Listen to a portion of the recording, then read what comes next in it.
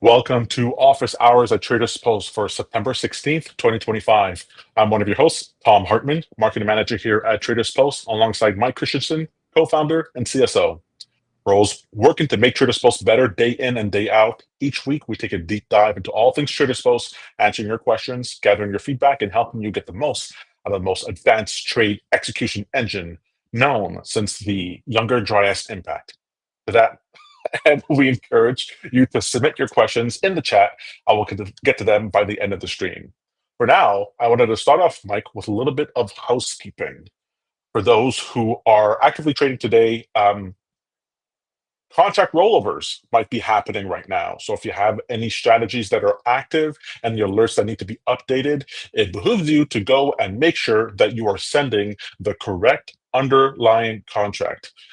This morning on Price Action Live, Mike walked through how to do that. You can also just go into our YouTube library in order to get more information on that. But essentially, if this is your first time going through a contract rollover, or you have a tendency of forgetting that, it is on you to go to make sure that your alerts are set up with the right contract name. Usually, this is an issue when people are dealing with TradingView or what have you, where the continuous futures contract name is not mapped directly to the underlying. So you can go ahead and check that out. Mike, today, before we get into the questions for the day, I wanted to touch on a subject that has come up again and again, and it's sort of like tangentially related to what we do, and that is how to go about hiring a PineScript developer or a developer for any type of automated system that you're trying to set up, or any sort of indicators. And I realized that I get requests, or I used to get requests all the time from people who had gone through 5 to 10 other developers before finding me and regretting it every step of the way. And then when I asked them, hey, like, what was that experience like? And I walked through how they actually went about it, the red flags were aplenty. I figured, okay, today it might be useful just to step through a couple of points here that would be super useful in order to keep in mind before you you waste any time down the wrong track. What do you think about that? Let's do it. Yeah, I'd love to hear these tips. Okay. So first off, you can always there's always a possibility of hiring any developer directly. Right? You could always go find them on Discord, you could find them on different forums, and you could hire them directly. The reason why I tend to avoid this when you're first starting off, before you develop a rapport with the person, is that once you give them the money, you're sort of stuck. Whatever they do or don't do, you're at the ones there. There's no like lever you can pull necessarily if they're already paid, let's say 50% upfront or 100% upfront. So that could be tough. So using a platform like Fiverr or Upwork allows you to put the payment in escrow, and then you only release it at the end if you confirm that the work has been done to whatever satisfaction that you're aiming for. Mike, have you ever been in a situation where you had to hire a developer directly and they worked well for about a week, 2 weeks, and then after that they sort of like ghosted or disappeared? I've had a little bit of that, but I've kept the risk pretty small on projects so that if they do bail on me, at least I haven't spent a whole lot in the process. But I do like the idea of holding it in escrow to verify that the acceptance criteria has been met. Nice. Yeah, we'll talk a little bit later about when to actually complete the contract and confirm. But to me, just a peace of mind of knowing that the money's just held in escrow there. is super useful. Plus, it's a signal to the actual developer that you did put money up. You're not just promising later on that you'll pay. They have to do a bunch of work, and all of a sudden they don't know if you'll actually follow through. Sure. All right. So the second thing for that is, and this is a problem I saw all the time, Mike, and that is you have to have a reasonable budget in mind. I don't know what it is about some people who request scripts. They're like, I'll give you $50 to do 10 hours of work. Hmm. And you're like, I don't understand. Your budget doesn't seem to account for me being a human being. Hmm. Even a slave gets food and lodging, and that's even more than the $50 that you're offering. Sure. I tried to explain to somebody at one point, you have to at least beat out McDonald's. Like if I can just go to McDonald's and make this money, like that's gonna be more worthwhile than banging my head against you, who may or may not pay or who may not be happy, and I'm subject to the whims of whatever you're doing. Um, but you have to have some reasonable budget in mind, Yes. especially when it comes to developing strategies for making money. It's a double insult because the idea is, I think what you're going to make from me will make me $100,000, but I'm willing to spend 50 in order to get this going. It's like, okay, what's going on here? Have you ever seen weird budgeting constraints for some people? Yeah, it usually shows that, well, it's usually a sign of somebody that maybe might be pretty new to this process of hiring contractors. You know, you're right in that you want to price your projects in a way that is a big enough incentive for somebody to want to take the time with it. Because it is a human on the other side, and there's lots of other things that they can be doing with their time. Uh, Pitching them $25 to make an entire Pine script that could take them hours to do and test isn't exactly attractive. You know, working for a couple of dollars an hour is not something any of us are really interested in doing.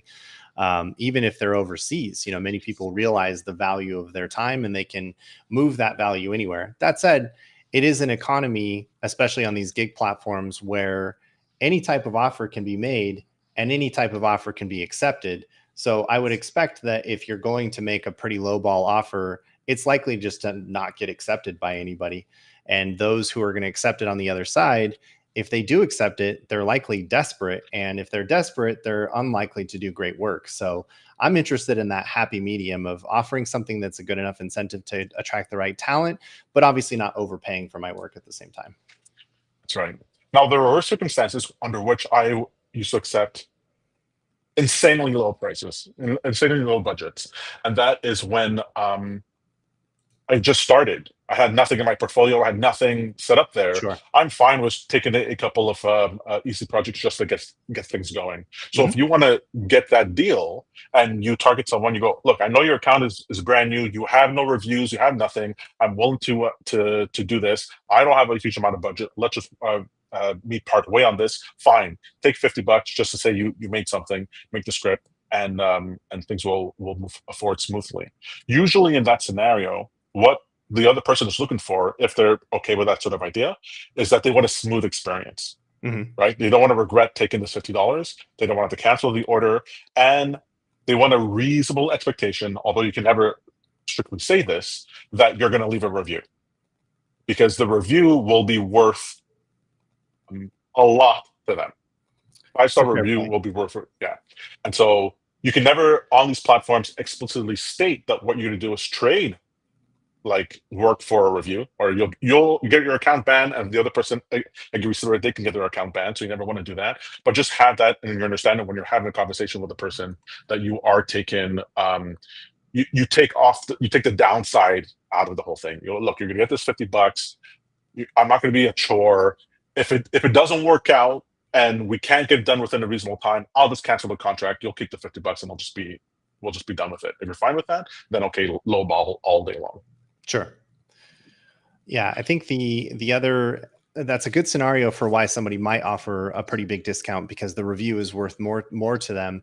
In other cases, I know for myself, you know, I started as a developer at the ripe young age of around 16, 17 is when I started doing real commercial work for local businesses. But I didn't really do any programming until I was roughly 18 or 19.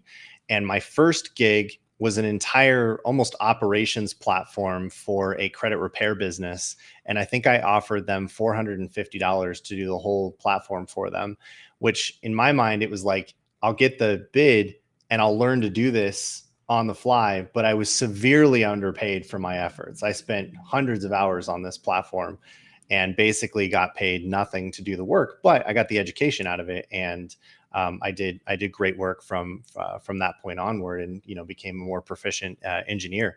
But that would be the only other scenario I can think of, as somebody who's green around the ears and just needs an opportunity to build a project and have something in their portfolio.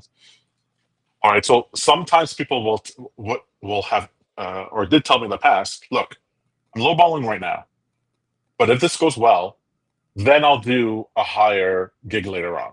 Okay. That never works.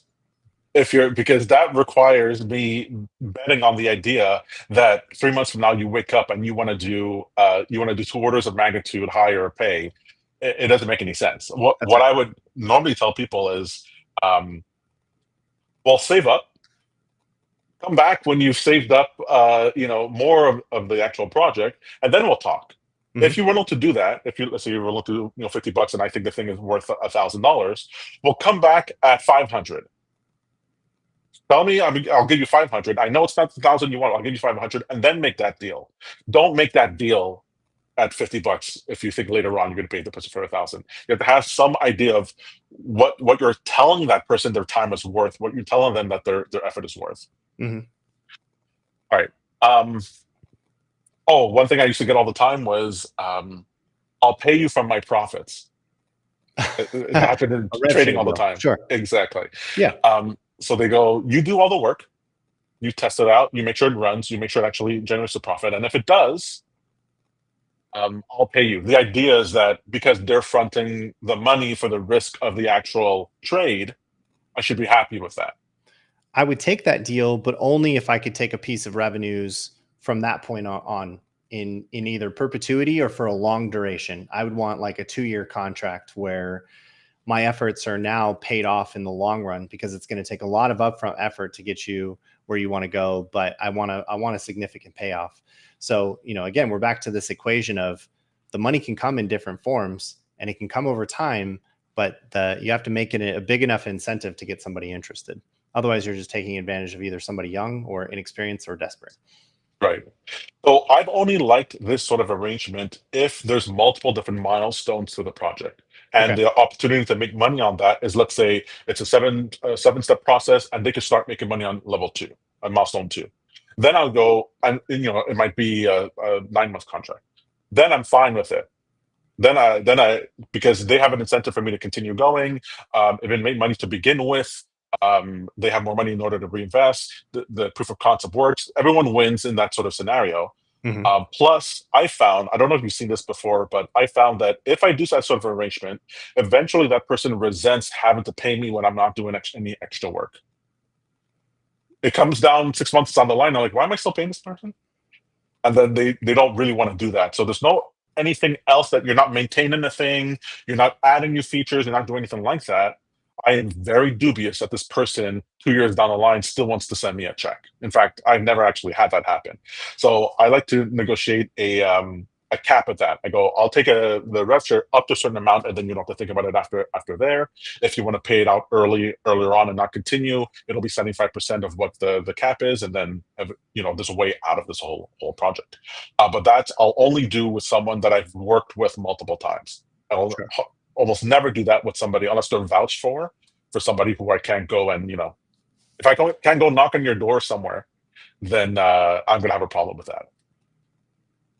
I had a whole contract once with somebody in Germany, whole contract, whole thing, but then the They company just disappeared on you. completely, exactly. And it's like, well, Yeah. I'm going to go to Germany now and go hunt down this. Yeah. This not going to work. Good luck navigating those courts. Exactly. All right.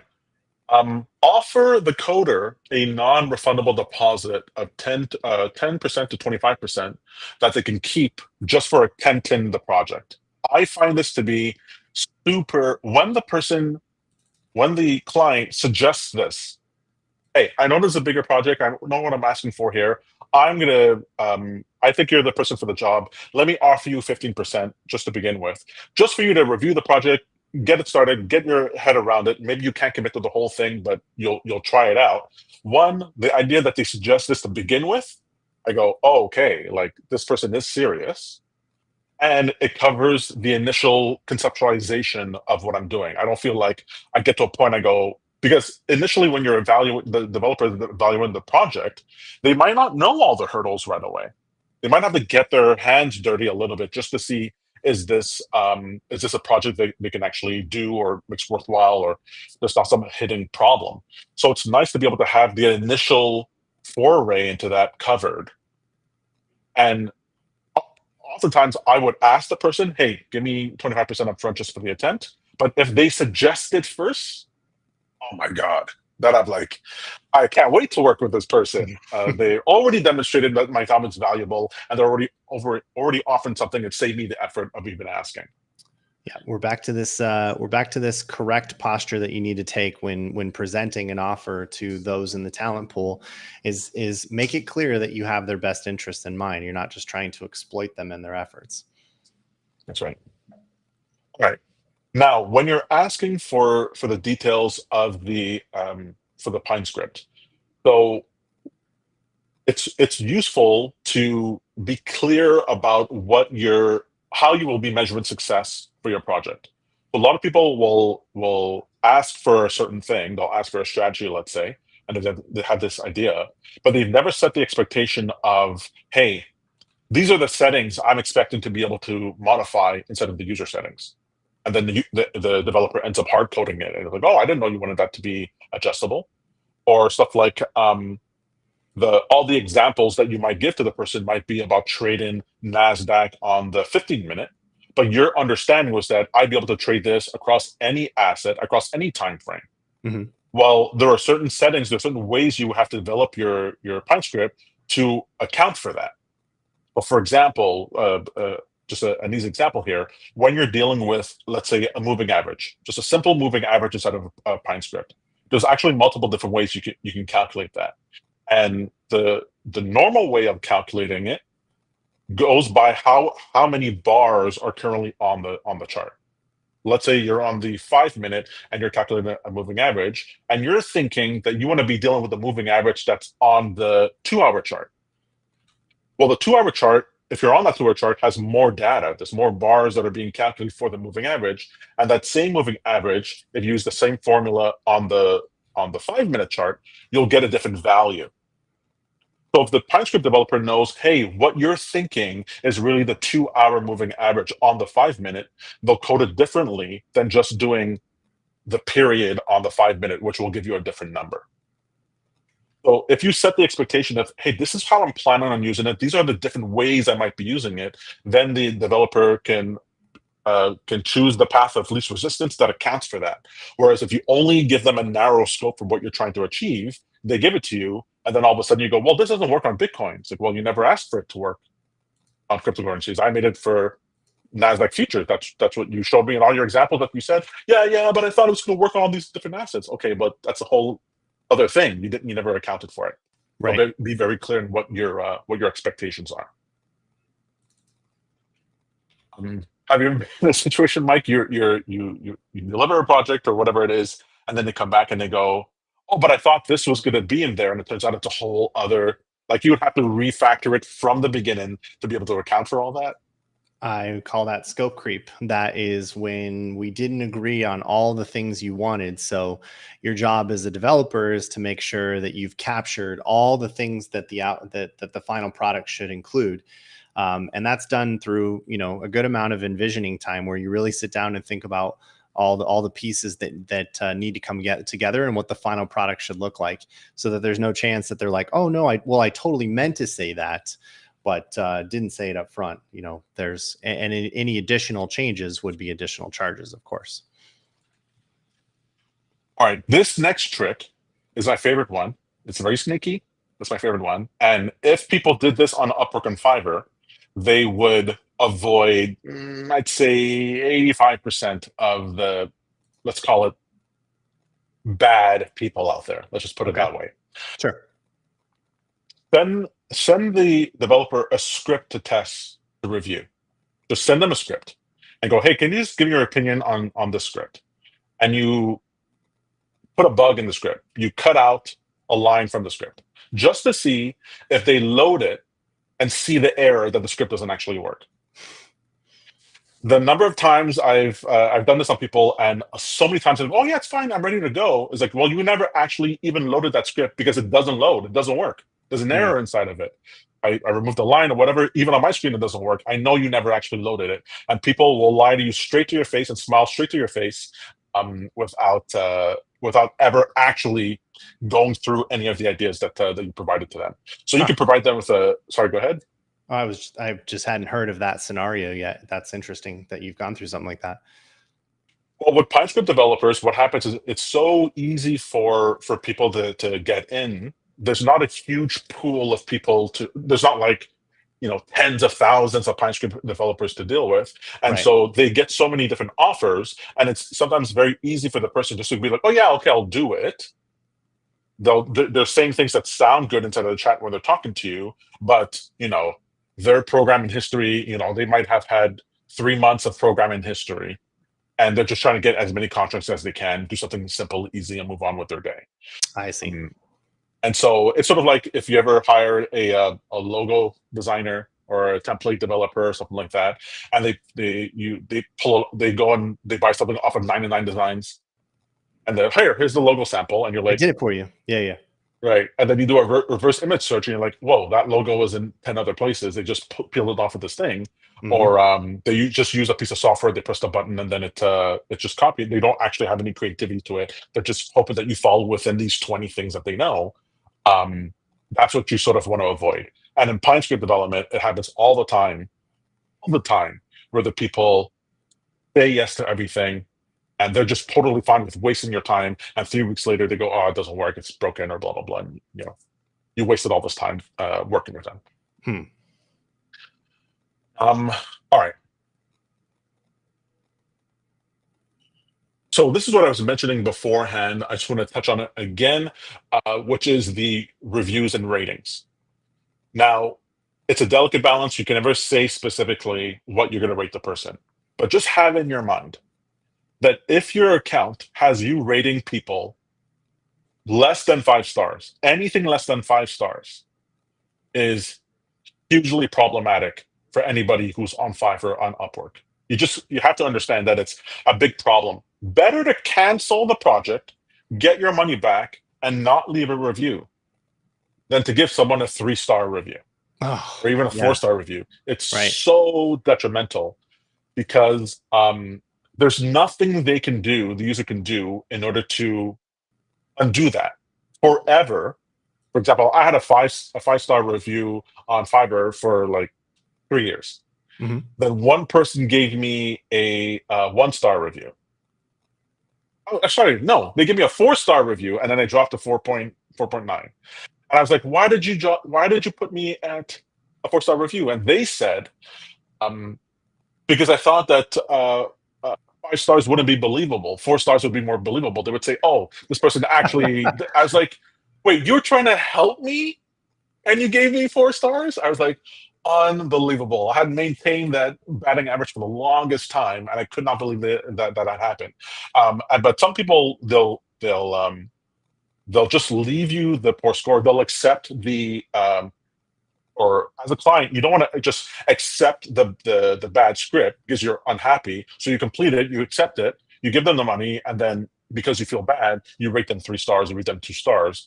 It is super damaging. Plus, if Yeah. any other developers see that you did that to somebody else because it's tied to your profile, it makes them hugely hesitant to get on board with you for your next project. It's really, it's pretty brutal. That's why you'll even have Uber drivers and DoorDash and all that sort of thing. They're like, please give me 5 stars, please give me 5 stars, or nothing. Like, don't give Sure. me anything at all. So if you can somehow, without directly saying it, let the developer know you're not at any risk of me giving you a bad review or a less than 5-star review. You're not at any risk of that. You're going to get good developers who are more willing to work with you.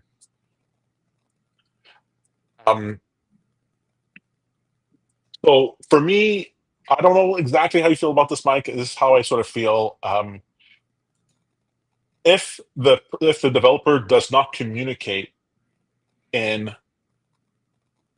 proper grammar, proper punctuation, Mm, then I go, there's a problem with attention to detail. Now, I've had people tell me before, well, I just don't, English is not my first language. And I go, I have dealt with people in all kinds of different languages. And what I do is I take my response, I put it into a autocomplete or AI or whatever it is. I spell check it, and then I send my response back. I see yeah. no reason that even if I'm replying to somebody in German, I can write properly, right? And to me, if the person won't do that extra step just to make sure that it's not all lowercase, it's all messed up, and it's not commas, punctuations all over the place. If you're not even going to do that there, then for sure, or my expectation is that you're not going to pay attention to the code that you provide. So if somebody, it's not a hard and fast rule, but if someone, amongst other things, writes a TypeScript developer writes you back, and it's all in broken English, then that to me is a red flag. Yeah, I do think we live in a day and age now where you should have no problem being able to construct a message in any native language, especially with how easy it is to translate in AI now. So yeah, I would agree with that one. Um, Second to last here is don't chase the cheapest option and don't chase the most expensive option. So a lot of people will filter the list on Fiverr, Upwork for the cheapest and then just go for there, or they'll do it on the other end. You don't want to be doing any of this because for one part, for the cheapest side, a lot of people will just price one of their packages cheaper, Hmm. just so they can get up higher on that list. And then you'll contact them, and they would negotiate some other thing or whatever it is. The price that you're seeing there is not actually true. In fact, I've seen some people put in some places free, just so they appear at the top of that list. I'll do the work for Um, free. Yeah, yeah. right. I don't like that. But then on the other end too, you'll have people who will price something at a super high price because you go, I don't think there's a 1% chance that anyone would ever take this package. But if you're the guy who does, they're happy to do it. But they might have done it for 25% of that cost. Yeah. So you don't want to use the pricing mechanism as a way of determining if the person is good or not. I've had people say stuff like, "Oh, I've seen people say like, you're only charging $200 for this, so it can't be good." Like, well, you don't know why I'm charging $200 for that. You don't know what kind of messages I get. Sometimes I used to get messages for people that the thing was dead simple and they're willing to do it, and other people it's harder. So the price can what you get is the expected value. It actually over time works out to be actually worthwhile for what I'm doing. And Hmm. so, or people, anyway, so you don't want the price that is being set on the person's profile to be the thing that deters you. Much better to get your RFP together, get your proposal together for what you want, send it to many people, and then decide based on how they respond back to you. Because I'll tell you, you can't necessarily go by price for what works because it also depends where that person lives. Is a good developer in India and a good developer in Canada, they might have the same work, but in Canada they'll have to charge way more in order to cover the cost of living and inflation and all that. Whereas in India, they're perfectly happy. That same amount might be three times more than they wanted.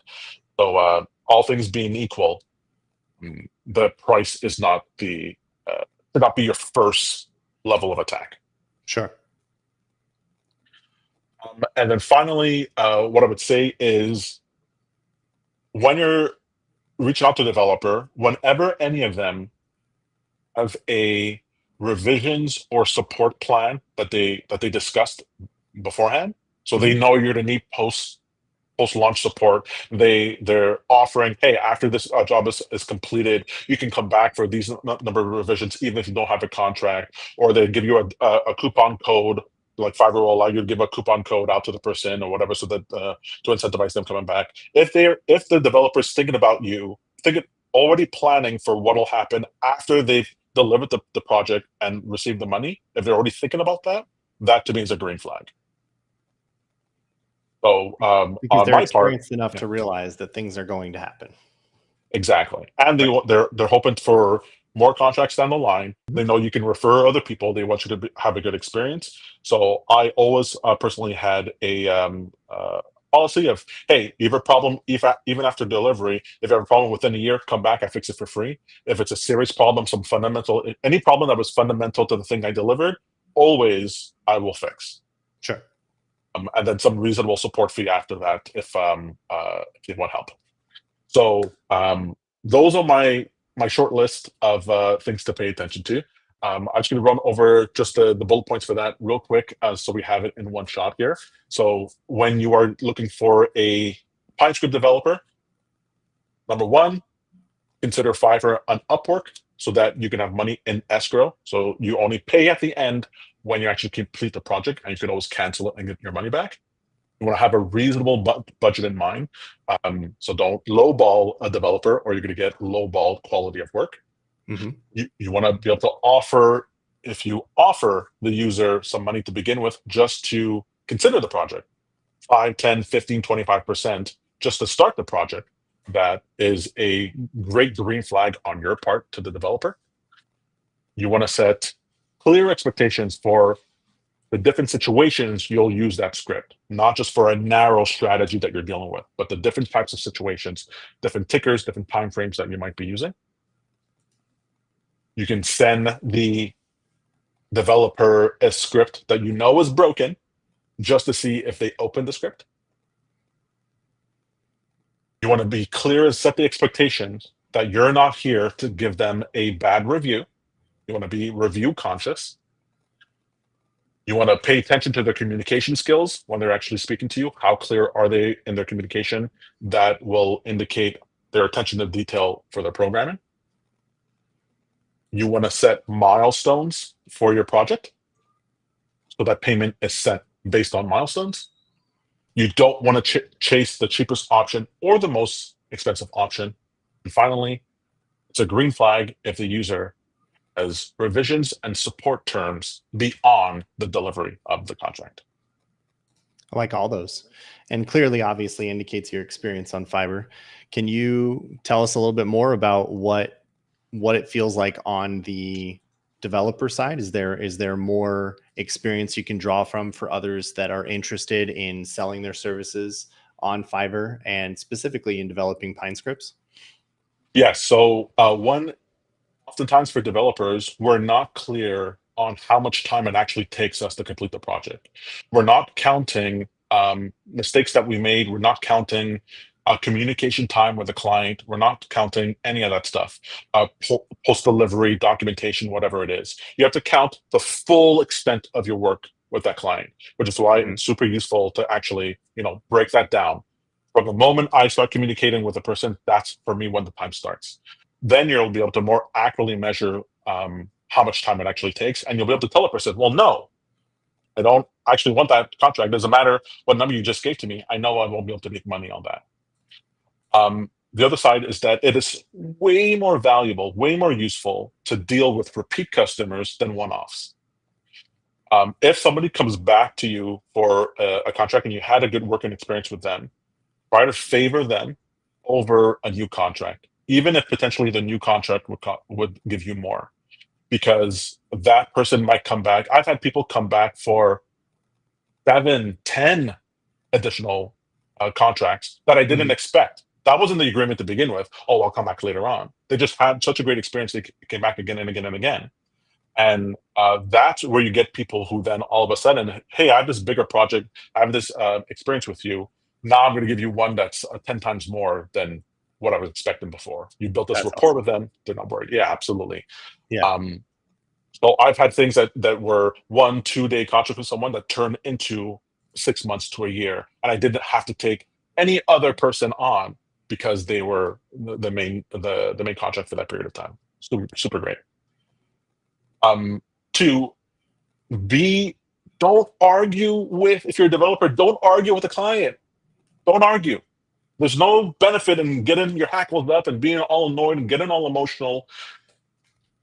You're not promised that the other person on the other end of the line is a decent person or is having a good day or anything like that. Just be Mhm. prepared to cancel the contract and move on with your day. I don't know how it is now on Fiverr and Upwork, but if you cancel the contract, they can't leave you a review after. But a lot of people won't cancel it. The developers, they'll push, hey, I want to get at least paid something for this.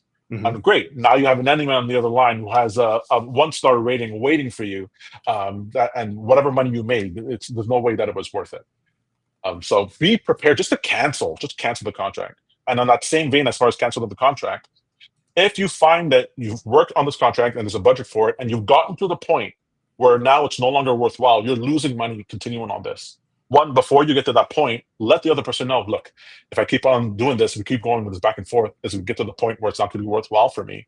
And then let them know I'm going to have to cancel that contract. Like after that point, other than the idea that I might get a 5-star review from you because of good communication, good rapport, it's not actually worth it for me to continue. So if I just made that clear to the client beforehand, and I don't tell them one day when I'm like all upset and all like, I blow up because I can't believe I'm still working on this thing. If you set that expectation beforehand, you can have a great relationship with the client. They might say, okay, modify the project, lower the fee to some nominal amount. Let's consider that to be done. I'll take the script to somebody else. Let me leave you a 5-star review, and we just let bygones be bygones.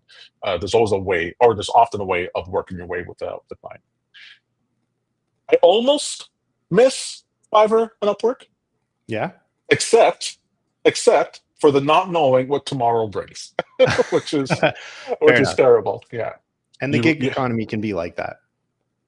yeah, you have all these highs, but then you end up where there's a recession in markets, and all of a sudden you're like, where is everybody? Well, everyone's gone. Good luck, buddy. I hope you saved your beans, little grasshopper. You saved your beans. All right, guys, let's go ahead with the questions that we have for this week. But before we do, would you have a quick word from our sponsors? Ask yourself this. Are you making trading harder than it needs to be? If you're trading manually or still coding just to connect to your broker, yeah, it's time to upgrade.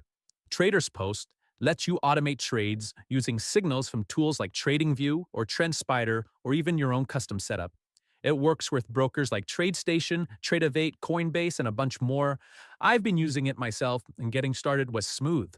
The platform's clean, setup's quick, and once it's running, it just works. And when you're ready to scale, adding more strategies, plugging into prop firm accounts, or juggling multiple portfolios, TradersPost handles it. It's built to grow with you. Start your free trial at traderspost.io. Trade smarter, automate your edge. All right, guys. We've received some questions, feedback, tidbits, bug reports over the last week. So let's go ahead and dive into the first one from Zenith, who writes in and asks, it would be great to connect to Coinbase using its API instead of login, the all-off login. This is so I can pair TradersPost to a specific portfolio on Coinbase Advance to separate funds and strategies. I'm wondering, Mike, if this is based on that thing we talked about last week, where if you're on OAuth on Coinbase, you have to give permission to the entire account. Do you know if you're only connected through API, if you're able just to give permissions to specific portfolios? I wonder if this is it.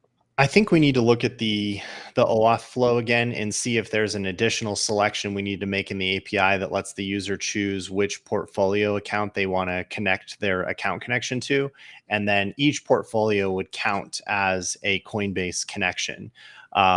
So we'll have to take a look at that one a little bit closer. It looks like we need to make an improvement there.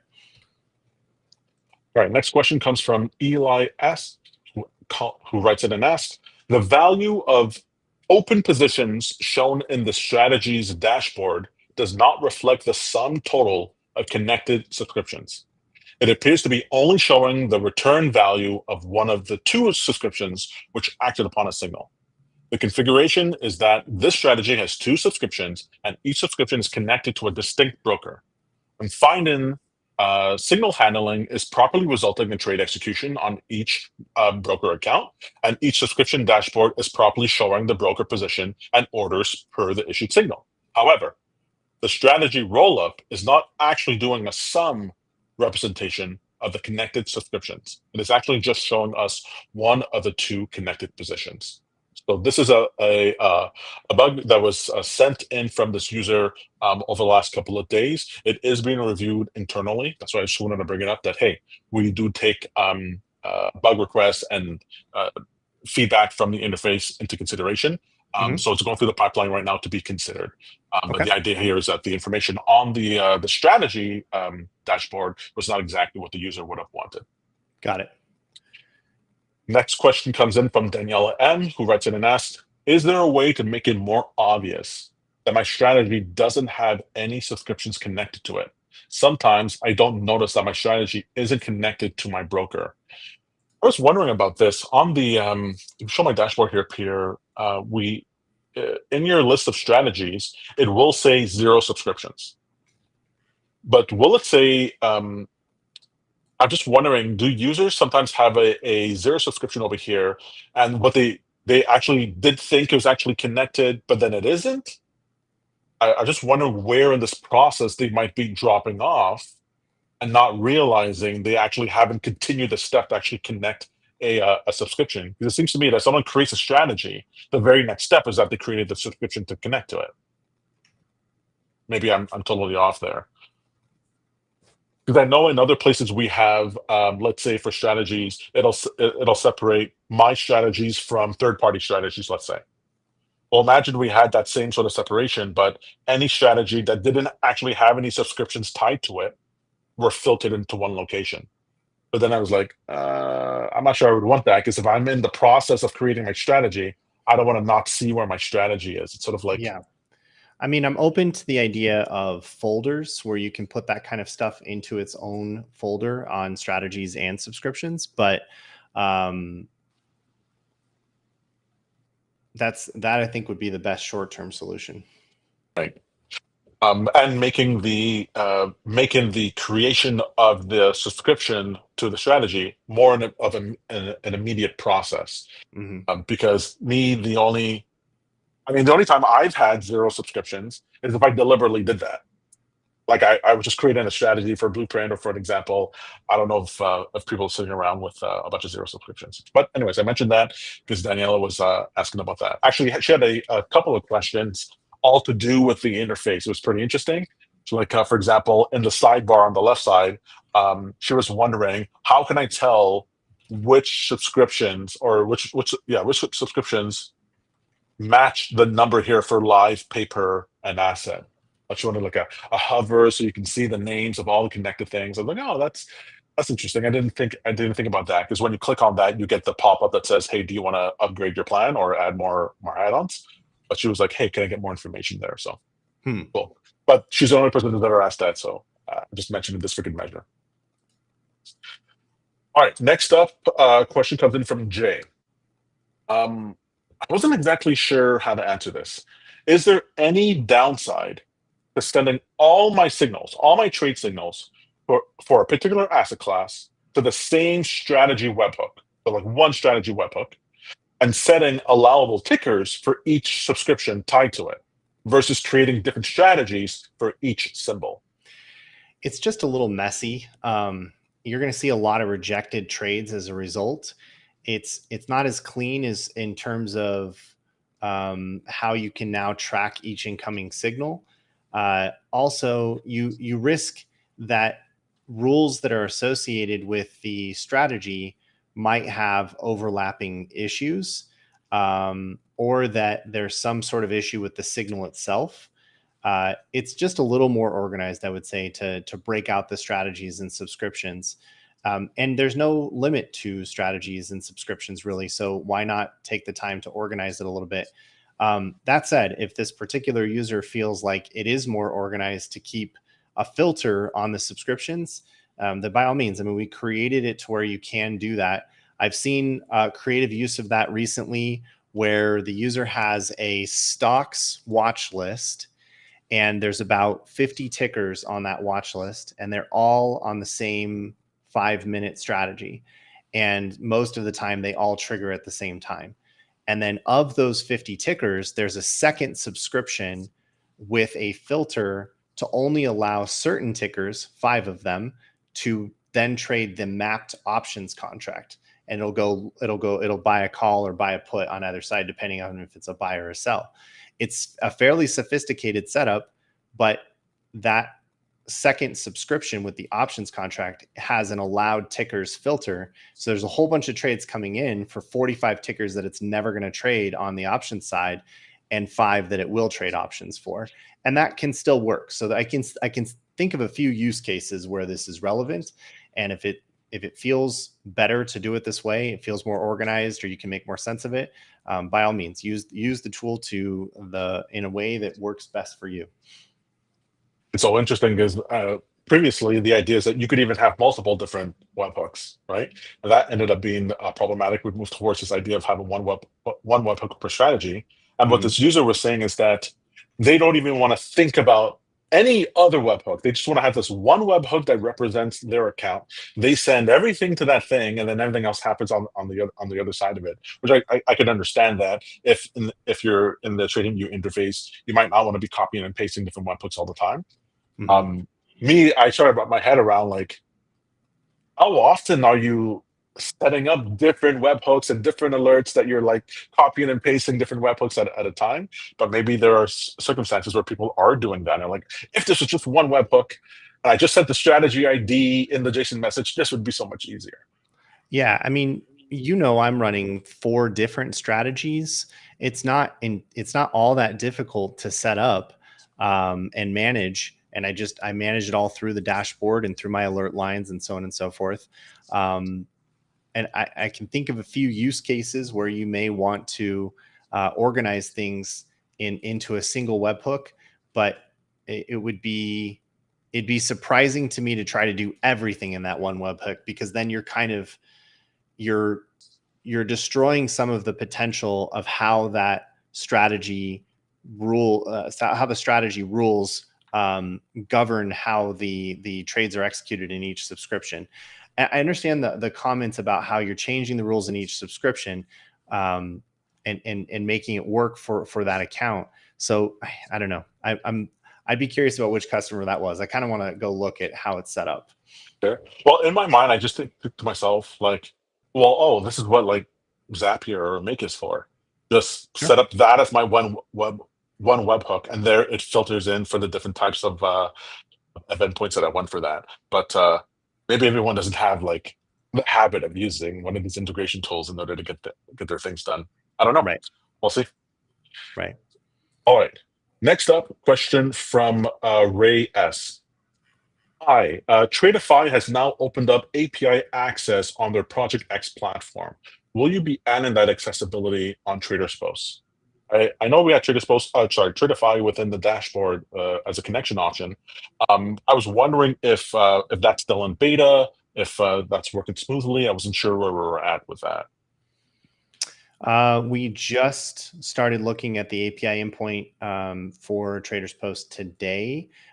We did want to do it over the weekend when they were making the announcement, but the links that we found from the documentation weren't valid links. So we're working through that problem right now. I just saw an open email on that, and I think we should have that live within this week, would be my guess. Got a hi from Factopia in the chat. Hi, Factopia. Thank you for watching. All right. Next up, our last question is, my auto submit is grayed out and I can't activate it. Why is that? So I'll point it out. This is a problem the user had in their subscription. They had a subscription, and when they went to go edit it or what have you, auto submit was turned off. That's because their strategy auto submit turned off. The strategy itself had auto submit turned off here. And so if you do that, then you won't be able to turn on auto submit on the subscriptions. So just a matter of turning that back on, and then in the subscription, they can go ahead and turn on auto submit. I like when interfaces disable things and turn things on or whatever for me. Something that makes me feel cared for, like my father petting me on my head. Probably because my father never petted me on the head, so maybe that's like the feeling that I'm chasing. All right, we're getting too deep here. We're getting too deeper, folks. I got dark real quick. All right, guys, that's it for the questions we've had for this week. If you have any questions yourself, go to feedback.traderspost.io and post your questions, feedback, testimonials there, anything like that, we are always happy to make TradersPost better day in and day out. And for that, we need you. We'll be back next Tuesday at 3 p.m. Eastern Standard Time for more office hours. But please be sure to come check out Price Action Live, which is us trading with the TradersPost platform every day, 9:30 a.m. Eastern Standard Time, winning and losing for your pleasure and education. Today, I made a prediction in the market where eventually, I think it'll be true that we'll get to the price that we expect. But I was wrong. Mike was right that the price was going to go down. So you get some of that joy. You get to see Mike being right. You get to see Mike being wrong. You see Tom being right, and not wrong. You never see Tom being wrong. Tom is just like right later on. It's just a question of when you're right, right? That's right. That's right. Okay. And of course, if you have any questions, any one-on-one, you don't want to do it publicly, just go ahead in your dashboard, click on the icon at the bottom right, ask your question there, and Trevor will be more than happy to help you out. But for now, we'll wish you, as always, be trading. Cheers, everyone.